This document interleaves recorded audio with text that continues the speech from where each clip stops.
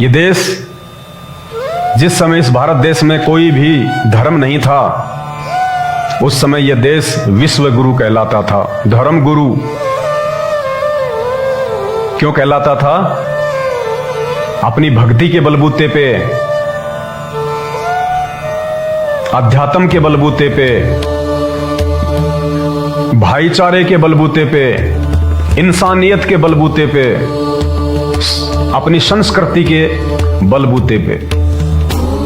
आज ना ही तो वर्तमान में इस देश में अध्यात्म की कमी के चलते, ज्ञानहीन धर्म गुरुओं के पाखंड के चलते इस देश में ना तो अध्यात्म है, ना यहाँ पे इंसानियत है, ना मानवता है, ना यहाँ पे कोई धार्मिक भाईचारा है। सब एक दूसरे के दुश्मन बने हुए हैं। ऊपर से विज्ञान, विकास विकास। इस विज्ञान ने विकास नहीं किया, इस विज्ञान ने तो देश और दुनिया को विनाश के ढेर पे लाके खड़ा कर दिया, बारूद के ढेर पे। और कब ये चिंगारी लग जाए किसी को कोई भरोसा नहीं, कोई सनातनी यानी सदियों से चली आ रही परंपरा। सदियों से एक इंसान में जो गुण थे, त्रेता में, सतयुग में एक इंसान में जो गुण थे, जो लक्षण थे, उसका जो स्वभाव था, उसका जो हाव भाव था, उसका जो व्यवहार था, उसका जो चरित्र था, वो क्या था? वो असल में सनातनी लोग थे। द्वापर युग से पहले हम लोग सनातनी थे। लेकिन वर्तमान में 99% हिंदुस्तान की जनसंख्या, वो चाहे किसी भी धर्म और जाति से संबंधित है, वो सनातनी नहीं है। सनातनी वो है जो किसी बहन बेटी के प्रति गंदी नजर ना रखे।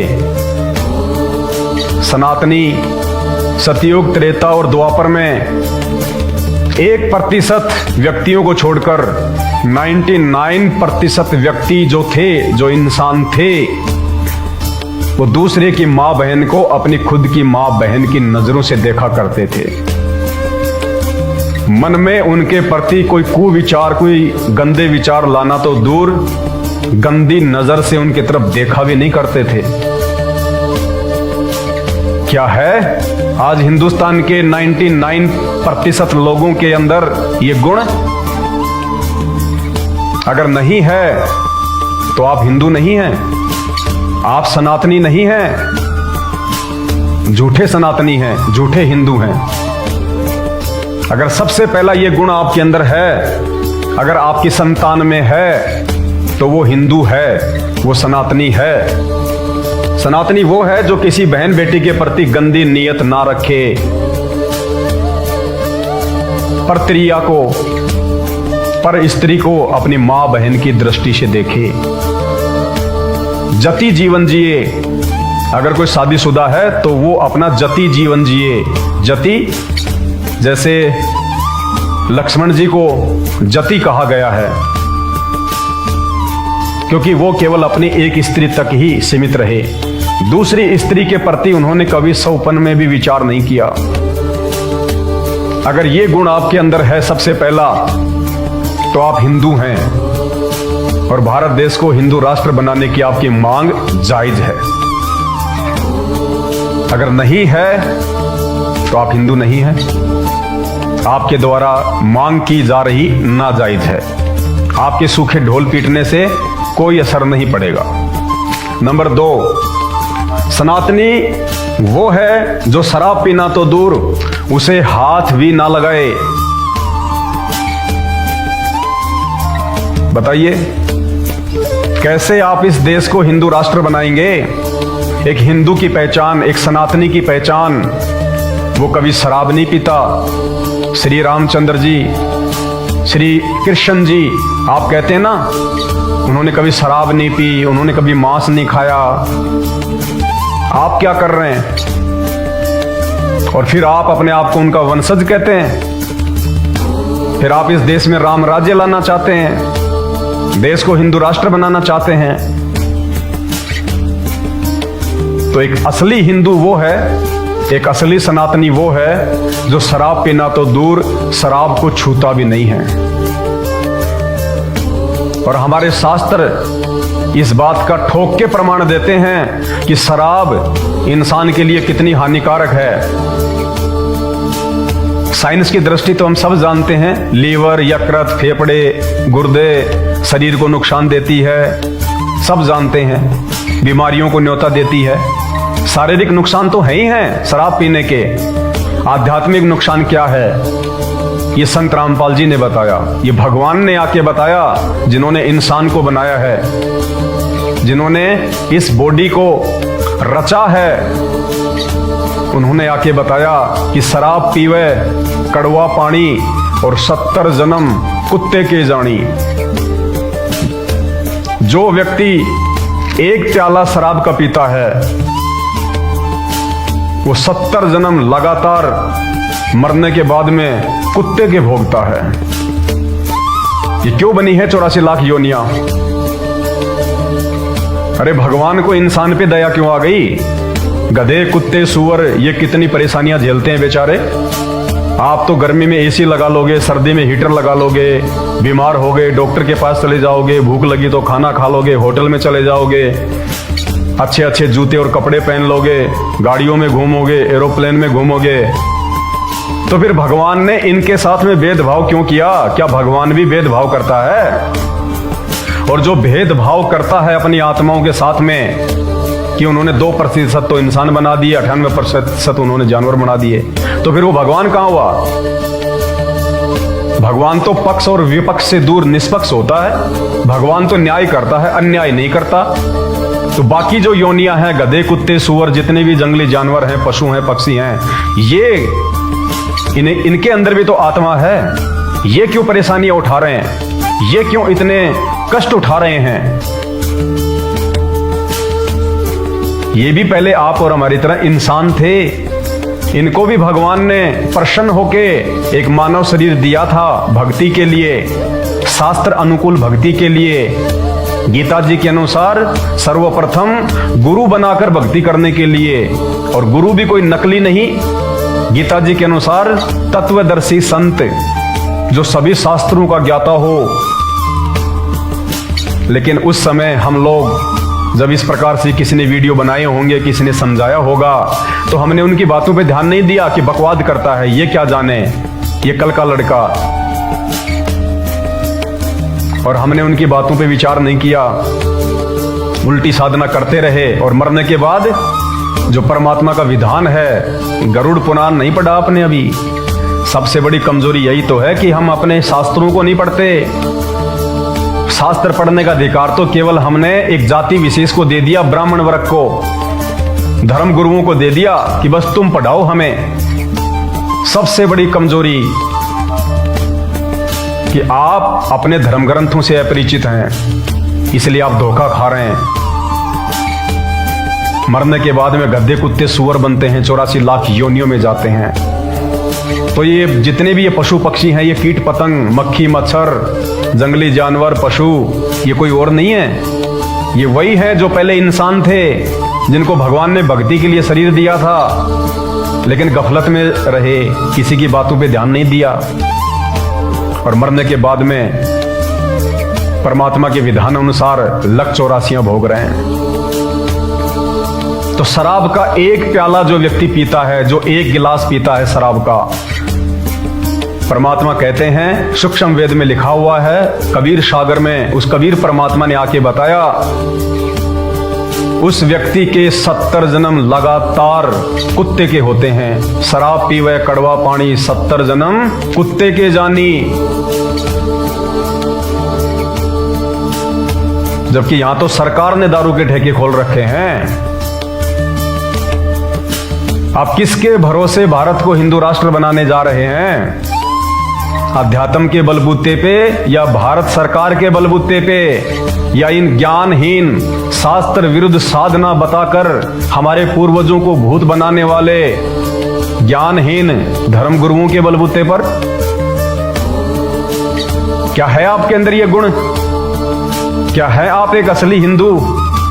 कह सकते हैं आप अपने आप को सनातनी?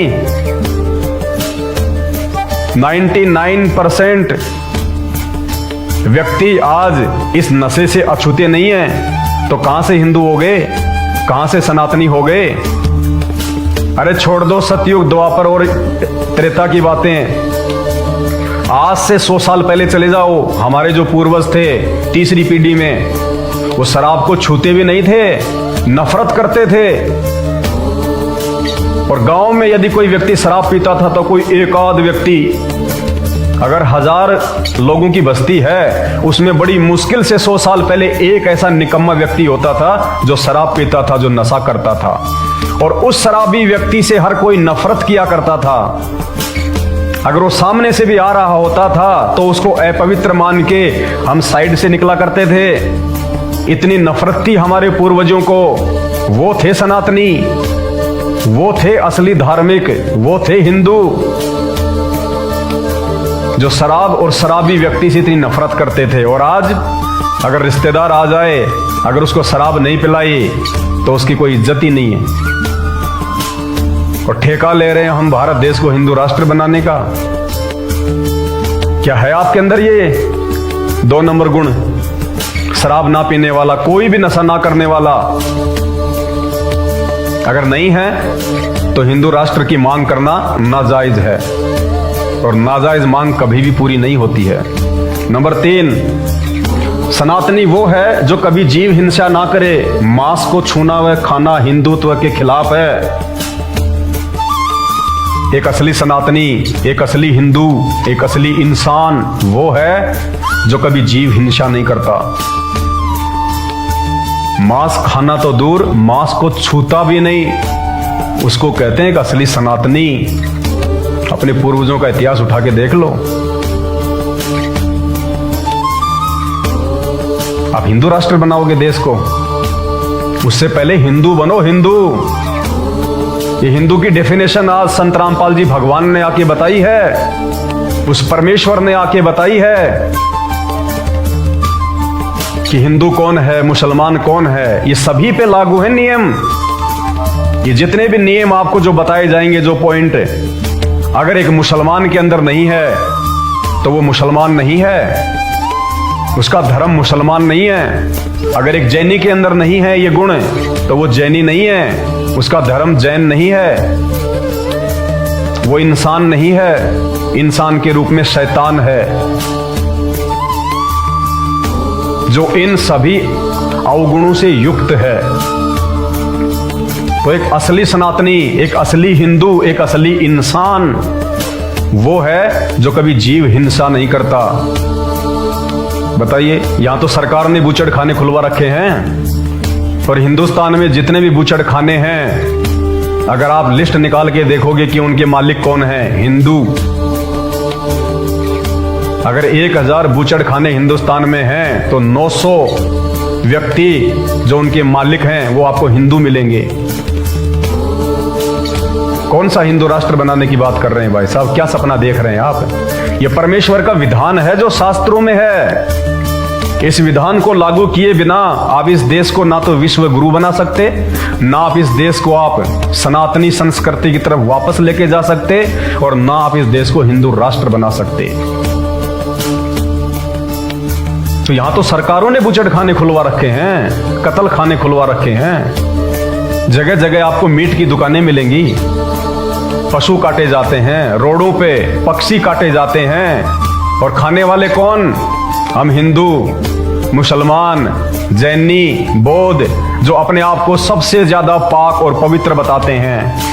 मुसलमान कहता मेरा धर्म सबसे पाक है, हिंदू कहता मेरा धर्म सबसे पवित्र है, जैनी कहते हैं हम तो लहसुन भी नहीं खाते, और शाम के समय फिर वो बकरे खाते हैं, मुर्गे खाते हैं। ब्राह्मण, मैं तो सर्वश्रेष्ठ जाति में पैदा हुआ हूं, मैं तो ब्रह्मा जी का वंशज हूं, ब्राह्मण कुल में। और रात्रि के समय बकरी की टांग खाता है, मुर्गे की टांग खाता है, ब्राह्मण है। अभी तक तो ब्राह्मण की परिभाषा का भी नहीं पता कि ब्राह्मण कौन होता है। उस परिभाषा को भी संत रामपाल जी ने आके बताया कि ब्राह्मण वो ही जो ब्रह्म पहचाने, जो ब्रह्म को पहचानता है, जो सृष्टि के उत्पत्तिकर्ता को पहचानता है, जो परमेश्वर को पहचानता है, और पहचानने के बाद में जो उस परमेश्वर के नियमों पे चलता है, जो इन सभी नियमों को फॉलो करेगा, वो है एक असली ब्राह्मण। जाति से कोई ब्राह्मण नहीं है। ये जातियां भगवान ने नहीं बनाई।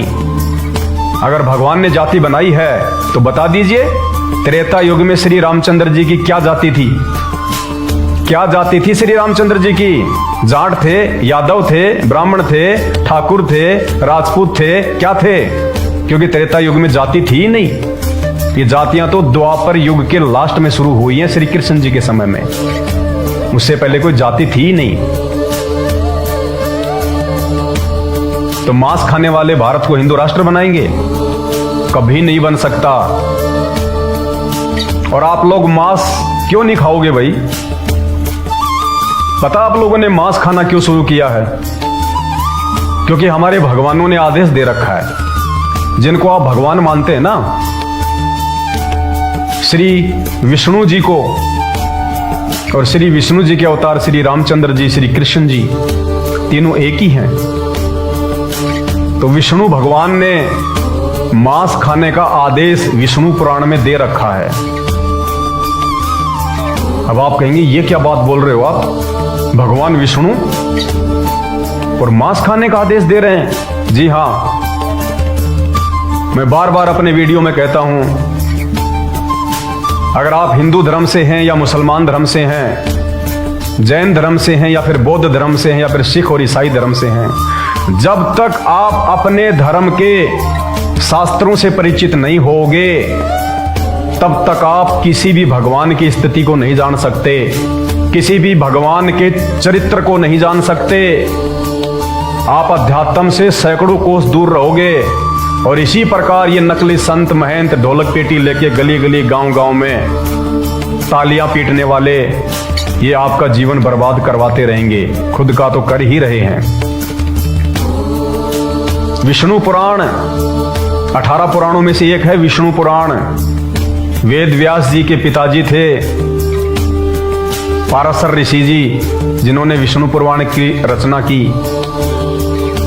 विष्णु पुराण में श्राद्ध के समय आपके जब पूर्वज मरते हैं ना, और जब आप उनका श्राद्ध निकालते हो, हम तो नहीं निकालते, क्योंकि हमें तो पूर्ण परमेश्वर सतगुरु रामपाल जी भगवान ने आके सच्चाई बता दी अध्यात्म की, इन श्राद्धों की, इन कर्म और कांडों की, जो आज से पहले हमारे पूर्वजों का जीवन बर्बाद कर गए और वर्तमान की पीढ़ी का जीवन बर्बाद कर रहे हैं। ये कर्म कांड,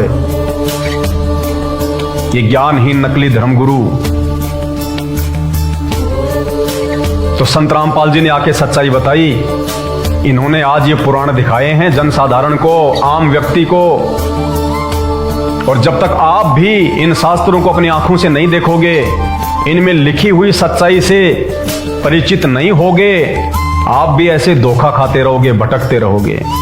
ये सच्चाई है, पीठ पीछे नहीं बोली जा रही।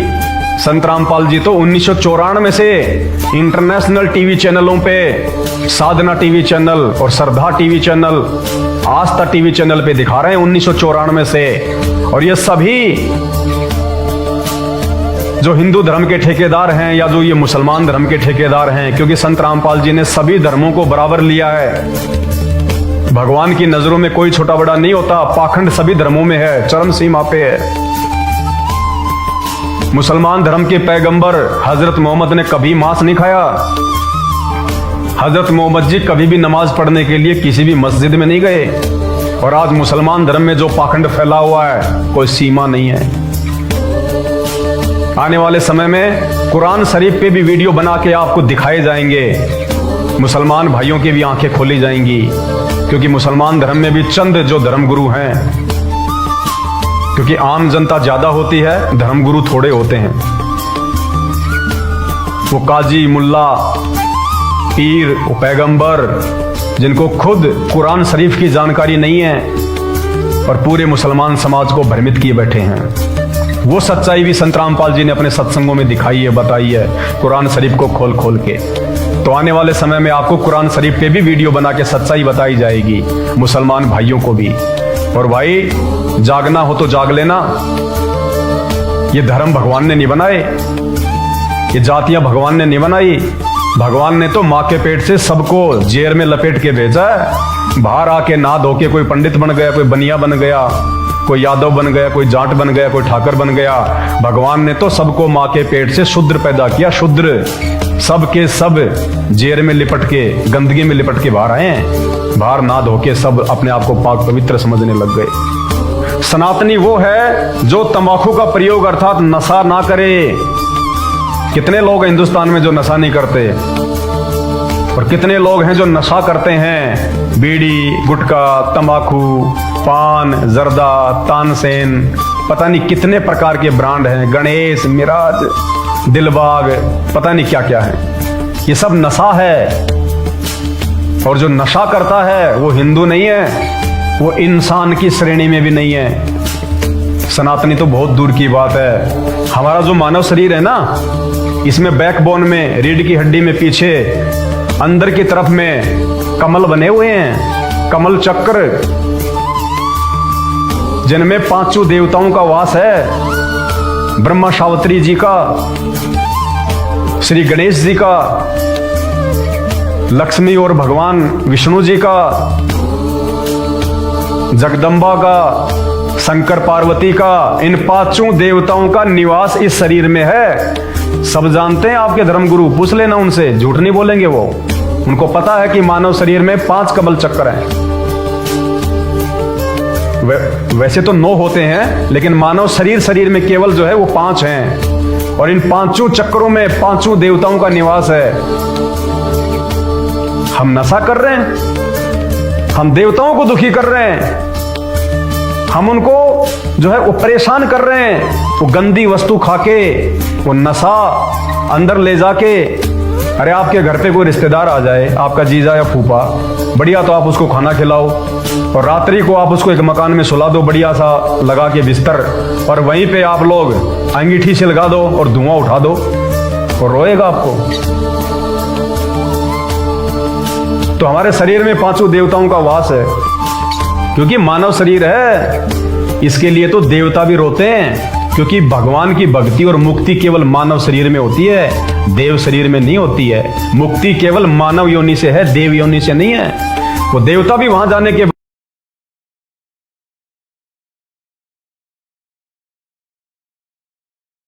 हवा की पूजा करते हैं, देवता बनते हैं। और हे अर्जुन, जो मेरी पूजा करता है वो मेरे लोक में जाता है। तो भूतों की पूजा करने वाले भूत अर्थात इस श्राद्ध निकालने वाले भूत बनते हैं। गीता जी कह रही है, लेकिन कौन पढ़ाए? इन ज्ञानहीन धर्म गुरुओं को तो खुद नहीं पता, और मालूम है तो आपको ये बता नहीं रहे। सनातनी वो है जो तंबाकू का प्रयोग अर्थात नशा ना करे। जो नशा करते हैं ना, 24 घंटे जो नशे में रहते हैं तंबाकू के, पता है वो कौन होते हैं?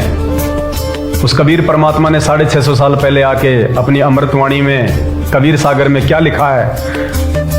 हरदम हुक्का पीते, क्योंकि जिस समय वाणी बोली गई थी उस समय ये हुक्का ही ज्यादा पिया जाता था। उस समय बीड़ी और सिगरेट नहीं थी, 650 साल पहले। लेकिन तंबाकू, आज जो सिगरेट है, आज जो बीड़ी है, उन सब के अंदर तंबाकू ही प्रयोग होती है। तो ये तंबाकू का मतलब सारे नशे आ गए। कहते हैं हरदम हुक्का पीते और लाल मिलावे धूर, इसमें संशय है नहीं वो पिछले जन्म में सूर। वो पिछले जन्म में सूअर थे, जो आज वर्तमान में मानव जन्म प्राप्त करके 24 घंटे ये भांग वगैरह, भुक्की वगैरह, तंबाकू का नशा, भांग का नशा, चरस का नशा, गांजे का नशा, 24 घंटे जो पड़े रहते हैं जो नशे में। क्या बताया उनके लिए? हरदम हुक्का पीते और लाल मिलावे धूर, इसमें संशय है नहीं वो पिछले जन्म के सूर। पिछले जन्म में सूअर थे वो, जो आज मानव बने हुए हैं। और इस जन्म में यदि उन्होंने वो अवगुण नहीं छोड़े और तत्वदर्शी संत रामपाल जी की शरण में आके शास्त्र अनुसार यथार्थ भक्ति नहीं की, अगला जन्म फिर सूअर का, क्या फायदा? तो एक रियल सनातनी, एक रियल इंसान, एक रियल हिंदू वो है जो कभी जीवन में नशे का प्रयोग ना करे। ठीक है, जब तक ज्ञान नहीं तब तक तो आदमी करता है। हम भी किया करते थे, अनजाने में, ज्ञान नहीं था। लेकिन जब आपको जानकारी हो जाए, जब आपको सच्चा सतगुरु मिल जाए, तत्वदर्शी संत मिल जाए, उसके बाद भी यदि आप इन बुराइयों को नहीं छोड़ते हैं, आप एक हिंदू नहीं है। तो ये नशा करने वाला, ये कुकर्म करने वाला व्यक्ति हिंदू नहीं हो सकता। वो चाहे अपने आप को कितना ही बड़ा हिंदू समझे, सनातनी समझे, लेकिन परमात्मा के विधान अनुसार और शास्त्रों के अनुसार वो व्यक्ति एक हिंदू नहीं हो सकता जो व्यक्ति तंबाकू का सेवन करता है, जो नशे का जो आदमी यूज करता है। सनातनी वो है जो ब्याज पर पैसे का लेन देन ना करे।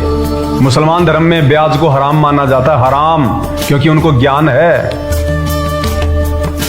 हिंदू समाज में भी ब्याज को हराम की संज्ञा दी गई है, लेकिन वही बात ले दे के एक ही बात आएगी कि बिना सच्चे सतगुरु की शरण और बिना इन शास्त्रों की यथार्थ जानकारी के और बिना उस वास्तविक भक्ति के इंसान के अंदर कोई चेंज, कोई परिवर्तन नहीं आ सकता।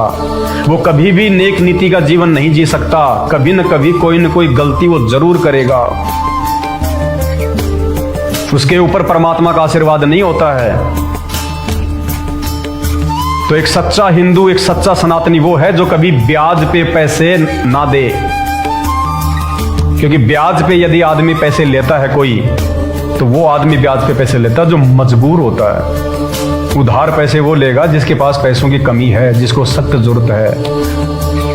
और उसके बावजूद भी यदि उस व्यक्ति से कोई यदि कोई ब्याज लेता है तो कहते हैं वो तो उस कौवे के समान है जो गधे की पीठ के ऊपर बैठ के और उसके घाव से मांस खाता है। उसको दूसरों के दर्द की कोई चिंता नहीं होती है, उसको केवल अपना पेट भरने से मतलब होता है। तो आध्यात्मिक मार्ग के नियम अनुसार एक सच्चा सनातनी, आप देख लो 100 साल पहले, अरे 100 साल पहले जब कोई ब्याह शादी होती थी, कोई विवाह होता था और कोई समागम होता था, एक दूसरे की उधार में मदद किया करते थे बिना ब्याज के। हमारे पूर्वज कि भाई तेरे से कोई ब्याज नहीं लूंगा और आराम से दे देना, तू परेशान मत होना, धीरे धीरे करके दे देना, मदद किया करते थे।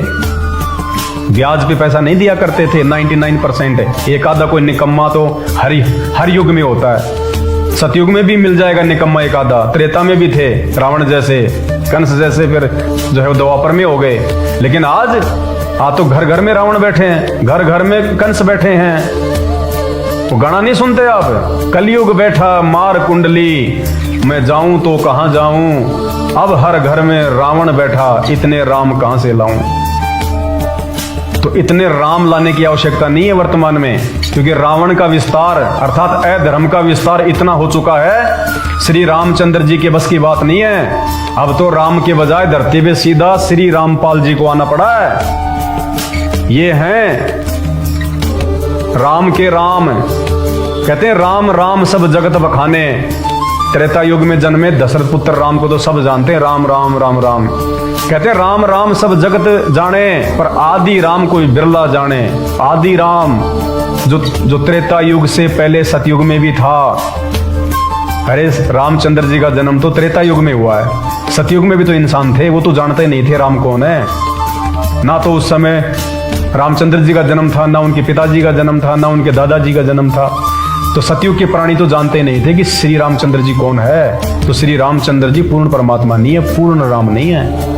पूर्ण राम वो कबीर परमात्मा है। जब आप संत रामपाल जी के द्वारा बताई गई सृष्टि रचना को अपनी आंखों से देखोगे, सुनोगे, तब आपको पता चलेगा कि ये क्या विस्तार है, ये ब्रह्मांड, ये सृष्टि, ये देवी देवता, ये क्या चक्कर है ये। और इस चक्कर को समझे बिना, सृष्टि रचना को समझे बिना आप किसी भी धर्म के व्यक्ति हैं, आप धर्म ग्रंथों को नहीं समझ सकते।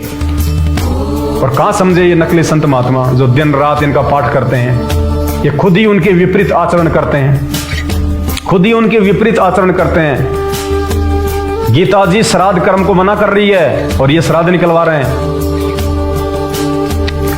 सनातनी वो है जो ब्याज पर पैसे का लेन देन ना करे, अर्थात अगर किसी की मदद करनी है तो उधार रूप में करे। सनातनी वो है जो वसुधैव कुटुम्बकम की नीति पर चले, जीवन जिए। वसुधैव कुटुम्बकम वो है सनातनी जो दूसरे धर्म के लोगों से ईर्ष्या रखे। और ये कहना कि हम भारत देश को हिंदू राष्ट्र बनाएंगे, क्यों भाई? मुसलमान क्या हमारे भाई नहीं है? जैनी के हमारे भाई नहीं है? बौद्ध के हमारे भाई नहीं है? जितने भी धर्म हिंदुस्तान में हैं, क्या वो हिंदुस्तानी नहीं है? क्या उनकी इच्छा नहीं होती कि हम मुसलमान धर्म को जो है मतलब कि हिंदुस्तान में लगाएं, मुख्य बनाएं, क्या उन जैनियों की नहीं होती? सिर्फ मेजोरिटी के आधार पे नहीं, ये इंसानियत के खिलाफ है, ये मानवता के खिलाफ है और ये नहीं हो पाएगा। आप जब ज्ञान से थोड़ा विचार करोगे ना इस बात पे, आपको पता चलेगा ये देश आने वाले समय में विश्व गुरु बन सकता है, लेकिन हिंदू राष्ट्र नहीं बन सकता। ये सारे पॉइंट आपके सामने हैं। जिस दिन हिंदुस्तान का प्रत्येक नागरिक इन सभी नियमों को अपने जीवन में लागू कर लेगा, और ये नियम संत रामपाल जी की भक्ति के अलावा कोई व्यक्ति लागू नहीं कर सकता, क्योंकि इन नियमों को लागू करना तो देवी देवताओं के जो है वो बस की बात नहीं है। इन नियमों पे चलना तो ब्रह्मा विष्णु महेश की बस की बात नहीं है।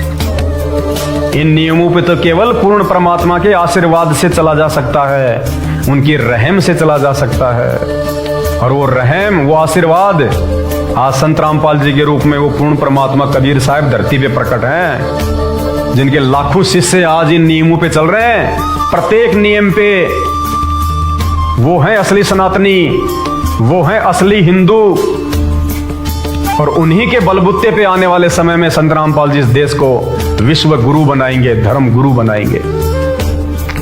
तो सनातनी वो है जो वसुध है, कुटुंबकम की नीति पे चले, सभी धर्म और जातियों के लोगों के साथ में प्यार प्रेम से रहे, सभी के साथ में समान व्यवहार करे, किसी को अपना दुश्मन ना समझे। अरे भाई, ये 4 दिन का जीवन है, तुम किसके साथ में दुश्मनी मोल लेके जाओगे? भगवान के घर में जवाब देना पड़ेगा। भगवान के घर में राजनेताओं की नहीं चलती, मंत्रियों की नहीं चलती, वहां पे यार दोस्तों के नहीं चलती, पैसे नहीं चलते वहां पे तो जो कर्म हमने किए ना उनका हिसाब गिन गिन के लेता है। कहते तुमने धर्मराज का वो घर नहीं देखा, और वहां पे तिल तिल का लेखा, तिल तिल का। मन में भी यदि हम किसी के प्रति कोई गलत विचार रखते हैं, उसका भी हिसाब देना पड़ता है वहां पे। तो चाहे कोई किसी भी धर्म और जाति का व्यक्ति हो, उसके साथ में भाई की तरह, कहते हैं ना हिंदू मुस्लिम सिख ईसाई आपस में सब भाई भाई, इस नारे को अपने जीवन में लागू करना पड़ेगा। ये जितने भी मुसलमान हैं वर्तमान में, ये भी तो पहले इंसान थे, और जितने हिंदू हैं ये भी तो पहले इंसान थे। हमारे पूर्वज पहले एक ही तो थे, पहले कोई धर्म तो था ही नहीं। 3000 साल पहले ना कोई हिंदू धर्म था, ना मुसलमान धर्म था, ना जैन था, ना बौद्ध था। और जितने भी व्यक्ति आज इस धरती पे हैं, चाहे हिंदू हैं मुसलमान हैं, तो इनके पूर्वज भी तो थे पहले, और उस समय कोई धर्म नहीं था, तो हम सब एक ही तो थे। हम सनातनी तो हैं, हम एक ही पिता की तो संतान हैं। आगे चल के कोई हिंदू बन गया, कोई मुसलमान बन गया, जबकि हमारे पूर्वज तो ना हिंदू थे ना मुसलमान थे, इंसान थे। तो इन बातों पे विचार करो, बटो मत आपस में, धर्म के नाम पे दंगे मत करो, झगड़े मत करो, मनमुटाव और ईर्ष्या राग द्वेष मत रखो। भगवान के घर में जाके जवाब देना पड़ेगा इन बातों का, उल्टा लटकाएगा भगवान। बचना है तो केवल एक ही रास्ता है। सृष्टि रचना का लिंक इस वीडियो में दिया गया ऊपर, या यूट्यूब पे जाके सर्च करना सृष्टि रचना संत रामपाल जी महाराज, आंखें खुल जाएंगी, मानव जन्म धन्य हो जाएगा।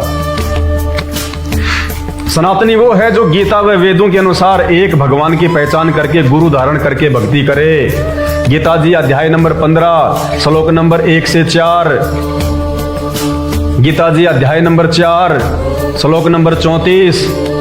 उस तत्वदर्शी संत के विषय में श्री कृष्ण जी अर्जुन को चीख चीख के बता रहे हैं, कई बार बता रहे हैं कि अर्जुन, अगर तुझे पूर्ण मोक्ष चाहिए, पूर्ण मुक्ति चाहिए, सदा सदा के लिए यदि तुझे सुख प्राप्त करना है, 84 लाख के झंझट से बाहर निकलना है, इस गंदे लोक में वापस आके फिर कभी तुझे जन्म नहीं लेना, भगवान में जाके उसके लोक में रहना है, तो किसी तत्वदर्शी संत की खोज कर ले।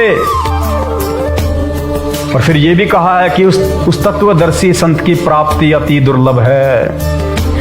पुण्यात्माओं, मेरे भारत देश के नागरिकों, पूरे विश्व के मेरे भाई बहनों, आज आप और हम इंसानों का बहुत बड़ा सौभाग्य है कि वो तत्वदर्शी संत आज इस धरती पे आया हुआ है कि बिल्ली के भाग का छीका टूट गया।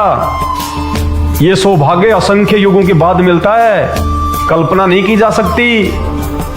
अविलंब जितना जल्दी हो सके अपने माइंड को हिंदू मुसलमान जातियों से बाहर निकाल के अपने आप को नीचा ऊंचा शूद्र या क्षत्रिय या ब्राह्मण या वैसे इन सब विचारों से बाहर निकाल के केवल इंसान समझ के उस परमेश्वर से डर के कि ये शरीर हमेशा नहीं रहेगा। लाखों वर्ष जिनका जीवन था वो भी मरे एक दिन। सतयुग में लाखों वर्ष की उम्र होती थी इंसान की, त्रेता युग में 10,000 वर्ष की उम्र होती थी। श्री कृष्ण जी 200 वर्ष तक जिए थे द्वापर के एंड में, जबकि द्वापर के शुरुआत में तो हजार साल का जीवन था। आज इस कलयुग में 100 साल की उम्र हो गई और ये उल्टे सीधे खान पान नशे पते उल्टे सीधे ये कर्म कुकर्म करके 60-70 साल में इंसान निकल लेता है। जवाब देना पड़ेगा भगवान के दरबार में, पाई पाई का जवाब देना पड़ेगा वहां पे।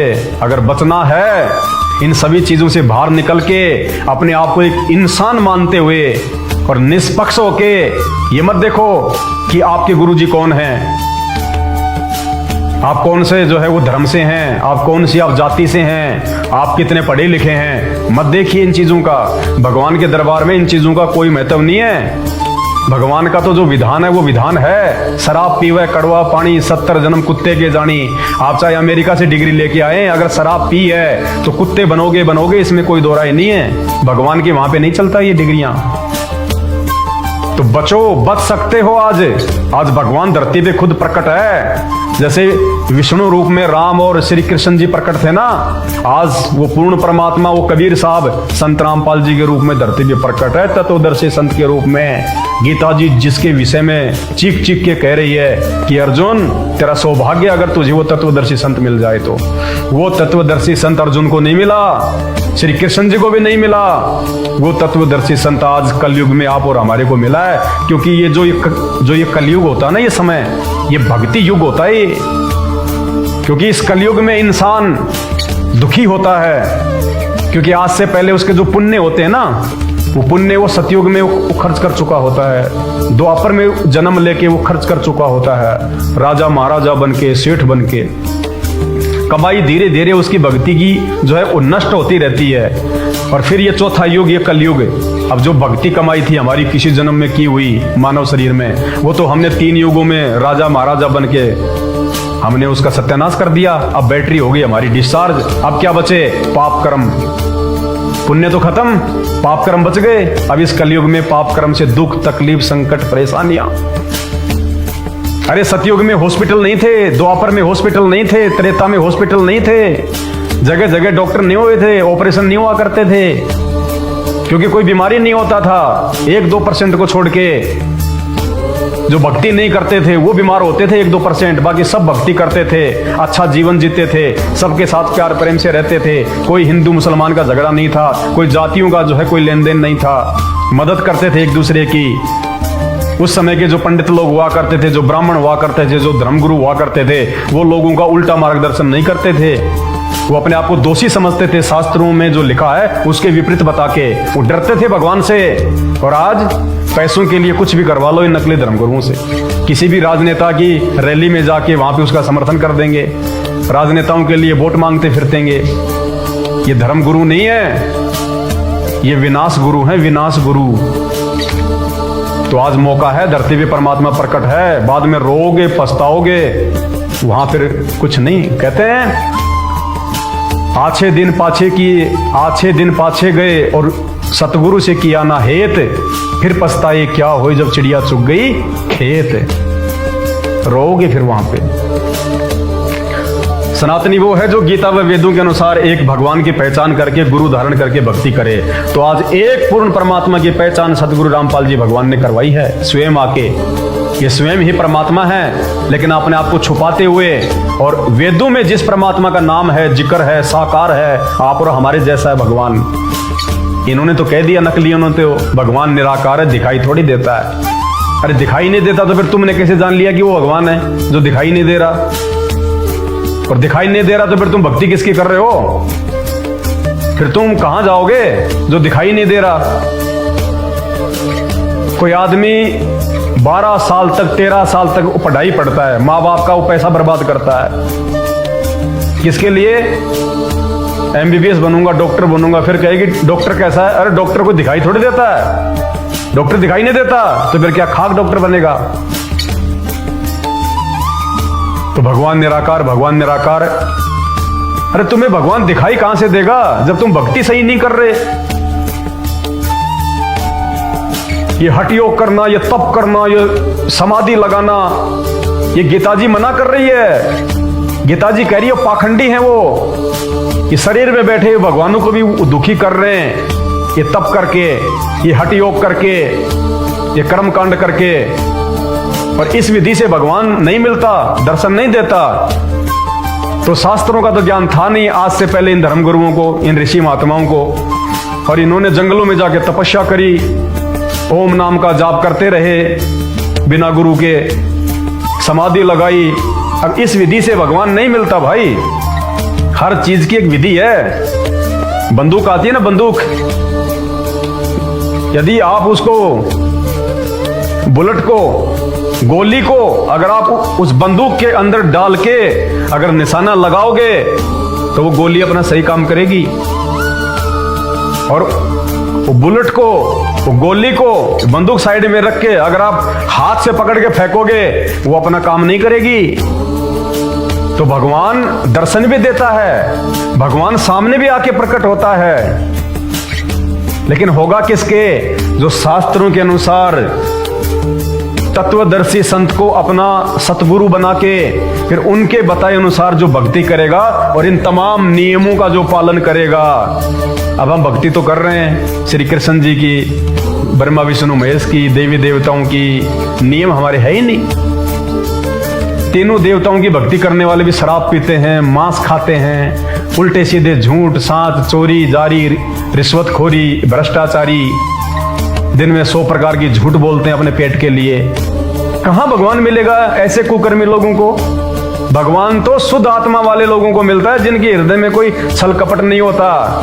और यहां शाम का पता नहीं 2000 रुपए की आ जाए रिश्वत, 4000 रुपए की आ जाए, 5000 रुपए आ जाए रिश्वत के, झूठ सांच बोल के, धोखाधड़ी करके काम धंधा।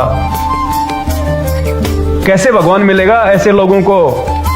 एक तो उनके वो कर्म ठीक नहीं, ऊपर से जो भक्ति कर रहे हैं वो शास्त्रों के अनुसार नहीं, वो गीता जी के अनुसार नहीं।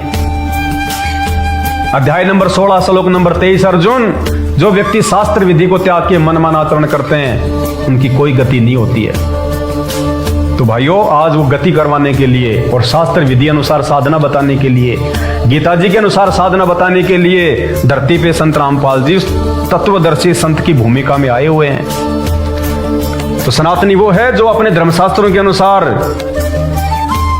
और धर्मशास्त्र केवल 4 वेद, गीता जी, 18 पुराण, 6 शास्त्र और कबीर सागर, इनके अलावा कोई धर्मशास्त्र नहीं है।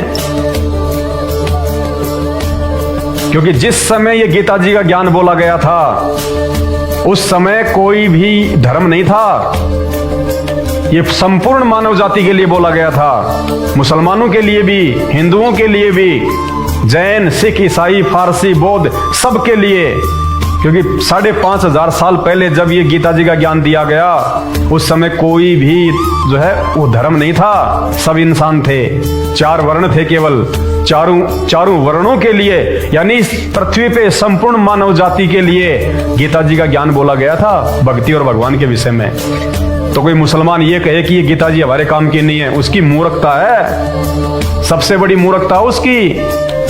कुरान का पाठ करने से या जो कुरान में जो भक्ति विधि लिखी हुई है उस भक्ति विधि से आपको भगवान नहीं मिल सकता। आपके कुरान शरीफ में सूरत फुरकान 25 आयत नंबर 52 से 58 में आंख फाड़ के देखना क्या लिखा हुआ है। जबरील नाम का देवता जो हजरत मोहम्मद को ऊपर लेके गया था और फिर उसको वापस छोड़ा और उसको क्या कहा कि ए हजरत मोहम्मद, अगर तुझे उस अल्लाह कबीर के बारे में जानकारी प्राप्त करनी है जो बड़ा भगवान है तो किसी इल्म वाले की खोज कर, तो किसी बाखबर की खोज कर, उस बाखबर के अनुसार फिर तू उस अल्लाह की भक्ति कर, यानी भगवान की भक्ति कर। अल्लाह को हो चाहे भगवान को, इल्म वाला, बाखबर। गीता जी में उसको तत्वदर्शी संत कहा गया है। और कुरान शरीफ में उसको बाखबर की संज्ञा दी गई है। तो वो बाखबर, वो इल्म वाला, वो तत्वदर्शी संत आज इस धरती पे संत रामपाल जी भगवान है, जो मुसलमानों को भी सही भक्ति विधि बताएगा, हिंदुओं को भी बताएगा, बता रहा है। सभी इंसानों को जो उनकी भक्ति को स्वीकार कर लेंगे, सबको इंसान बनाने के लिए आया है, भगत बनाने के लिए आया है, देवता तुल्य बनाने के लिए आया है, अपने साथ अपने लोक में ले जाने के लिए आया है। अरे ये हमारी बहुत गंदी आदत है ये। जब भगवान यहाँ पे इंसान रूप में आता है ना, हम उसके साथ में लड़ाई झगड़ा मार पीट करते हैं, उसको भगवान नहीं मानते। त्रेता युग में रामचंद्र जी आए थे, कितना दुखी किया उनको। रावण उनकी स्त्री को उठा के ले गया, खुद की माता कैकेयी ने उनके साथ में धोखा किया। भरत के लिए राजे, राम के लिए वनवास।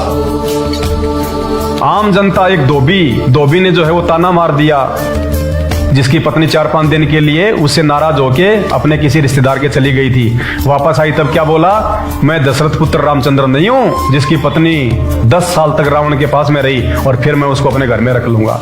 ये विचार थे लोगों के उस समय श्री राम के लिए। श्री कृष्ण जी का जीवन देख लो, जन्म लेते ही मामा दुश्मन हो गया। कभी पूतना मारने आ रही है जहरीला दूध पिला के, कभी जरासिंध मारने आ रहा है, कभी 18 करोड़ की सेना लेके काल्यावन मथुरा पे चढ़ाई कर रहा है, कभी शिशुपाल मारने के लिए आ रहा है, कभी चानोर मारने के लिए आ रहा है, कभी जो है वो केसी मारने के लिए आ रहा है। केसी जो कंस का जो है वो पाला हुआ राक्षस था, जो घोड़े के रूप में रहता था उसके पास में। तो उन भगवानों को हमने ठंडा पानी भी नहीं पीने दिया कभी, जब वो अपने विष्णु लोक से यहाँ पे आप और हमारे लिए आए थे, आप और हमारे को ज्ञान समझाने के लिए आया था। हमने हमेशा उनके साथ में जो है राक्षसों जैसा व्यवहार किया। तो आज संत रामपाल जी के साथ में क्या उम्मीद की जा सकती है? लेकिन भाई ये उनकी तरह आधा अधूरा भगवान नहीं है।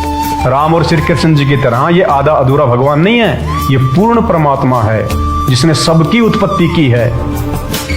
इसलिए अगर ये कोई काम, कोई मिशन, कोई टारगेट लेके आया है, उसको पूरा करके जाएगा। ये ना समझना कि जेल में बैठे हुए हैं। महापुरुष की पहचान उनके ज्ञान से होती है, उनके जेल में बैठने से नहीं होती है। और अभी तो समय है, शरीर छोड़ के अभी गए नहीं है। जेल से भी आएंगे, सभी धर्मों को एक करेंगे, सभी जातियों को मिटाएंगे। उनका नारा है, जीव हमारी जाति है, मानव धर्म हमारा, हिंदू मुस्लिम सिख ईसाई धर्म कोई नहीं न्यारा। और इस भारत देश को विश्व गुरु बना के जाएंगे। सनातनी संस्कृति को वापस सेट करके जाएंगे और सतयुग जैसा माहौल पैदा करके जाएंगे। इस कलयुग में सतयुग अगर कोई लाएगा तो आने वाले बहुत थोड़े समय में, ये 5-10 साल का खेल है, इससे ज्यादा नहीं है। एक छोटा सा वायरस कोरोना जिसने 3 महीने के लिए पूरी दुनिया को रोक दिया, कभी सुना था आपने आज से पहले? 38 लाख साल बीत चुके हैं सतयुग से लेके वर्तमान तक का समय।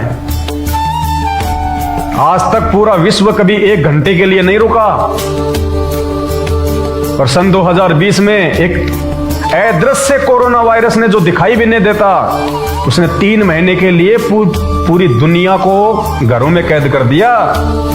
ये परमात्मा ने एक ट्रेलर दिखाया कि सुधर जाओ, तुम जीवों की इतनी औकात है। एक ना दिखाई देने वाले सूक्ष्म से वायरस का तुम मुकाबला नहीं कर पाए। और आने वाले समय में जो आपदा, जो परेशानियां, जो संकट प्राकृतिक और आप और हमारे द्वारा विज्ञान के माध्यम से पैदा किए गए ये परमाणु बम, मिसाइल, रॉकेट होली दिवाली के लिए नहीं बने। ये फूटेंगे अब, और फूटेंगे तब क्या होगा पता है ना? विचार कर लेना इन बातों पे। उस समय कोई नहीं बचाएगा जब कोरोना में भगवान फैल हो गए सभी धर्मों के। और इस पवन दास ने एक 16 मिनट का वीडियो बनाया था और कहा था कि भारत देश के जो प्रधानमंत्री हैं आधे घंटे मुझसे मिलें, मुझे बताएं, मैं आऊंगा उनके पास में। और जैसा मेरे पूज्य गुरुदेव जी के द्वारा जो बताई गई साधना है, उस विधि से आप वो काम करें। 1 रुपया नहीं लेंगे आपसे, और 16 दिन के अंदर अंदर हिंदुस्तान की सीमाओं से कोरोना गायब हो जाएगा। अगर नहीं होता है तो मुझ पवन दास को मेरे परिवार समेत एफिडेविट दूंगा लिख के, किसी भी चौराहे पे नंगा करके फांसी तोड़ देना। वीडियो वायरल हुआ मेरठ से, 16 मिलियन लोगों ने देखा, 16 मिलियन लोगों ने। और मुझे क्या मिला? 14 दिन की जेल, 14 दिन की जेल मिली मुझे विश्व हित के काम के लिए। तो ये दुनिया अपना आत्म कल्याण नहीं करवाना चाहती, ये दुनिया अपना भला नहीं चाहती शांतिपूर्ण तरीके से। इसलिए आने वाले समय में प्रकृति को अपना रौद्र रूप दिखाना पड़ेगा। ये कोरोना वायरस तो छोटा सा ट्रेलर था, फिल्म तो बाकी है आने वाले समय में। फिर कहां जाओगे? बाकी तो भाई रावण, कंस और हिरण्यकश्यप भी हिंदू ही थे। अगर ये सारे काम यदि हमने करने हैं, मांस, बीड़ी, गुटखा, शराब, माता बहनों को उल्टी नजरों से देखना है, लड़ाई झगड़े, शास्त्रों के अनुसार भक्ति नहीं करना, तो रावण जैसे चले गए भाई साहब। हमारी तो औकात क्या है फिर उल्टी साधना करने वालों की? रावण कौन था पता है आप लोगों को? रावण ब्रह्मा जी का पड़पोता। रावण कौन था? ब्रह्मा जी का पड़पोता। विश्रवा जो ऋषि था वो ब्रह्मा जी का पोता था, और विश्रवा का पुत्र रावण रावण का परदादा था ब्रह्मा जी। और ये ब्राह्मण कहते हैं कि हम तो ब्रह्मा जी के वंशज हैं। तो रावण क्या हुआ? ब्राह्मण हुआ ना, तुम्हारा भाई हुआ। और तुम्हारा भाई हुआ तो वो भी हिंदू हुआ। और वो हिंदू की क्या दुर्गति हुई भगवान शंकर की भक्ति करके? अरे भगवान शंकर की जो भक्ति रावण ने कर ली, आज तुम नहीं कर सकते कोई भी। 10 बार अपने सिर यहां से काट के दे दिए छाती से, तुम चढ़ा के दे दो क्या एक उंगली भी? और उस रावण की भी अंत में कुत्ते जैसी मौत हुई, क्योंकि उसको जो गुरु मिला था वो सच्चा गुरु नहीं मिला, नकली गुरु मिला। उसने शंकर जी को ही उसको भगवान बता दिया कि शंकर ही भगवान है, इसी की पूजा कर, इसी से मोक्ष होगा। क्योंकि वो नकली था, उसको शास्त्रों की जानकारी नहीं थी, उसके गुरु को, उसको सृष्टि रचना का ज्ञान नहीं था। रावण जैसी आत्मा को उसने उल्टी साधना में लगा दिया। और सही साधना जब आदमी नहीं करेगा ना, सही गुरु उसको नहीं मिलता ना, फिर उसके अंदर कुबुद्धि आती है। और उसी कुबुद्धि के चलते उसने सीता का अपहरण किया और अपनी मौत को उसने अपने गले से लगा लिया। अंत में वो रावण भगवान शंकर की सबसे विशेष भक्ति करने वाला, रिद्धि और सिद्धि प्राप्त करने वाला, अंत में कुत्ते वाली मौत मरा। तो वर्तमान के शंकर के जो पुजारी हैं वो तो भाई साहब क्या करते होंगे? 4 फूल चढ़ा देते होंगे। रावण ने तो यहां से काट के रखा था 10 बार। तो क्या दुर्गति हो रही है और क्या होगी ये आपकी आंखों के सामने है। तो रावण भी तो हिंदू था भाई। हिरण्यकश्यप कौन था? ब्राह्मण। कहते ब्राह्मण बाणा और कर्म कसाई। हिरण्याकुश ने छाती तोड़वाई। ब्राह्मण होके उसने कसाई जैसे काम किए, अपने आप को भगवान मान बैठा, अपने पुत्र प्रहलाद का दुश्मन बन गया। कहते हैं भगवान ने नरसिंह रूप धारण करके उसकी छाती फाड़ी। उसकी ब्राह्मण बाणा और कर्म कसाई, हिरण्यकश्यप ने छाती तुड़वाई। तो ये भी तो हिंदू था भाई साहब। इस हिंदू की भी क्या दुर्गति हुई?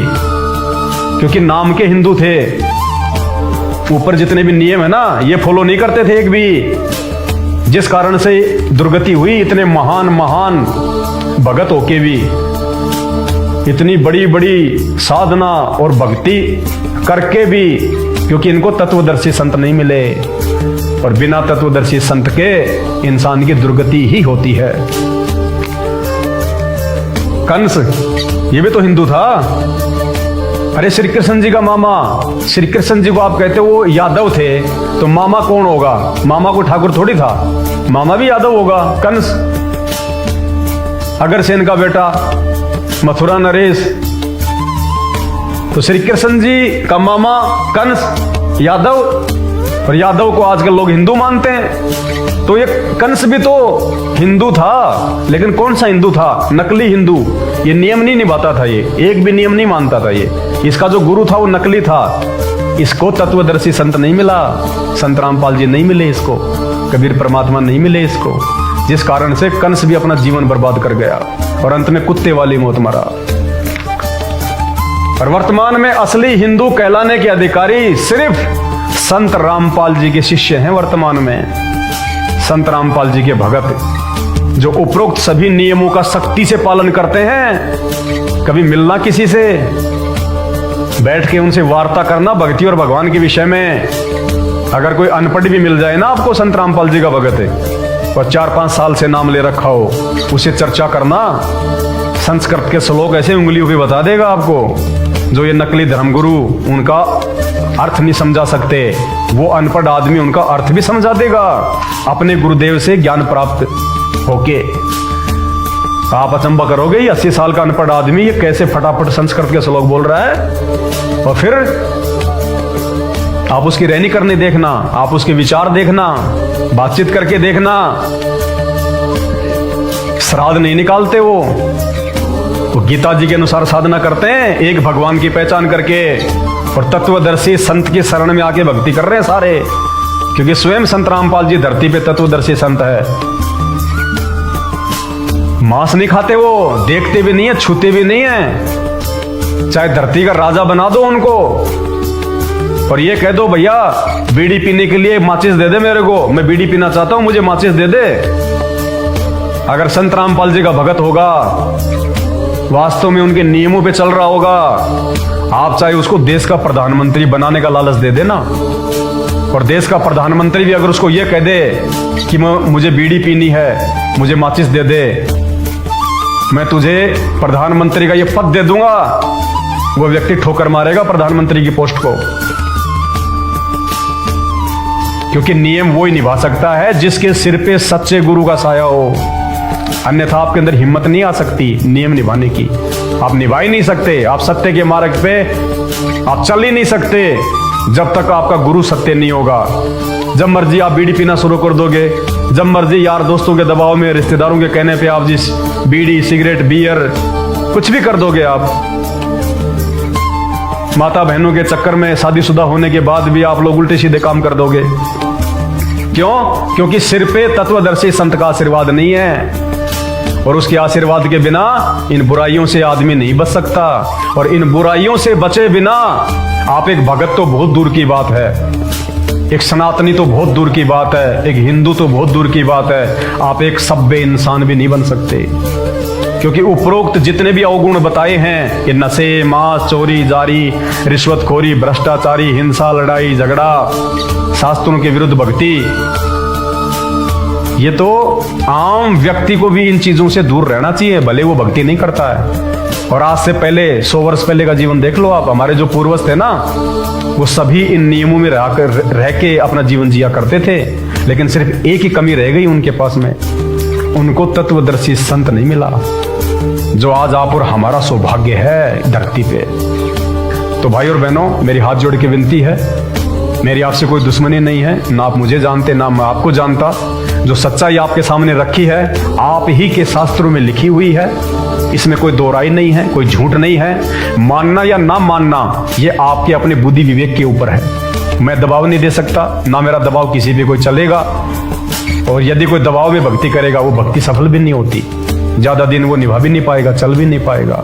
तो आप खुद ये मानव शरीर प्राप्त करके इसकी महत्वता को समझते हुए अपनी अंतरात्मा से हिंदू, मुसलमान, जैनी, बौद्ध से दूर होके, जात पात के झंझट से दूर होके, अपने आप को उस परमात्मा की आत्मा समझ के कि मेरा क्या मकसद है यार, आज मैं हिंदू हूँ, मुसलमान हूँ, कल को मर गया तो अगला जन्म भी तो होता है। जैसे हमारे भगवान श्री रामचंद्र जी का त्रेता में जन्म था राम, और द्वापर में वो श्री कृष्ण जी रूप में आ गए। तो जब भगवान का दोबारा जन्म हो रहा तो क्या हमारा नहीं होगा मरने के बाद? आज तो आप हिंदू हैं, और वो भी कौन से? कट्टर हिंदू, और मरने के बाद अगला जन्म आपका हो गया किसी मुसलमान के घर में।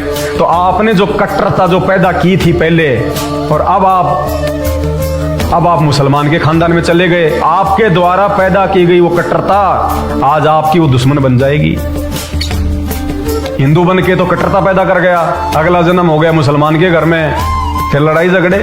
पिछले जन्म में तो हिंदू धर्म को बेस्ट मान रहा था, फिर मुसलमान बन के मुसलमान बन गया, मैं कट्टर इस्लामी। तो समझो ये खेल को, ये ब्रह्मा विष्णु महेश का पिता है काल, ज्योति निरंजन, जिसको कहते हैं अलख निरंजन। ये है यहाँ का प्रधान, ये सबको उलझा के रखता है। इसने ब्रह्मा विष्णु महेश को भी सही जानकारी नहीं बताई, तभी तो शंकर जी के माध्यम से लोगों को मरवाता है। शंकर जी संहार का काम करते हैं ना। अरे भगवान के काम होते हैं लोगों को मारना। अरे भगवान किसको कहते हैं? जिसको देखते ही आत्मा आनंदित हो जाए। कौन जाना चाहेगा उस भगवान के लोक में जो मारता है यहाँ लोगों को, जो लोगों का जो संहार करता है। छोटी सी बात कोई बोल दे तो उठा के त्रिशूल, आंखें निकाल कर, तीसरी आंख खोल के लोगों को जो है वो भस्म कर देते हैं। इतना क्रोध तो एक सामान्य व्यक्ति में भी नहीं होता जो समझदार होता है। और हमारे भगवान इतने क्रोधी, कौन जाएगा वहां पे? एक घर में अगर कोई ऐसा आदमी हो जाए पैदा, पूरा परिवार उससे दुखी होता है। और हम उस भगवान की भक्ति करके हम उसके लोक में जाने की सोच रहे हैं। पुण्यात्मा विचार करो इन बातों पे। ये काल है यहाँ का, जिसको मुसलमान धर्म में शैतान कहते हैं। शैतान, ये काल, इसने सबको यहाँ पे भ्रमित किया हुआ है। ये सबको गधे कुत्ते सुअर बनाता है, सबको उल्टी साधना पे लगवा रखा है नकली धर्मगुरुओं के माध्यम से। और इस काल के ऊपर वो परमात्मा है, सबका बाप, जो हमें इस काल के जाल से बाहर निकालने के लिए आज यहाँ पे आए हुए हैं संत रामपाल जी के रूप में। और काल के जाल से सही साधना करके इन नियमों को निभा के निकल सकते हैं, दूसरा कोई तरीका नहीं है। तो आगे समय समय पे आप सभी भाई बहनों को जगाने के लिए, आप मेरे सभी प्यारे प्यारे भाई बहनों को जगाने के लिए, आप हिंदू धर्म में हैं तो भी आप मेरे भाई बहन हैं, मुसलमान धर्म में तो भी आप मेरे भाई बहन हैं। क्योंकि हमारा कोई धर्म नहीं है, हम तो जीव हैं, कोई औकात नहीं हमारी। आज हिंदू हैं, कल को मर गए तो मुसलमान बन गए, काहे का धर्म हमारा? तो कहते हैं जीव हमारी जाति है, मानव धर्म हमारा, हिंदू मुस्लिम सिख ईसाई धर्म कोई नहीं न्यारा। दुष्ट लोगों को मरने के बाद कोई याद नहीं करता। आज रामचंद्र जी को सब याद करते हैं, रावण को साल में एक बार याद करते हैं केवल, और वो भी जब याद करते हैं तो उसको जलाते हैं। आज श्री कृष्ण जी को सब याद करते हैं, कंस को कोई याद नहीं करता, क्योंकि उसने वो कर्म ही ऐसे किए थे। तो ऐसे कर्म करो, आने वाले समय में आपको दुनिया याद करे और भगवान के लोक में चले जाएं, 84 लाख योनियों के झंझट से बाहर निकल जाएं। मौका है।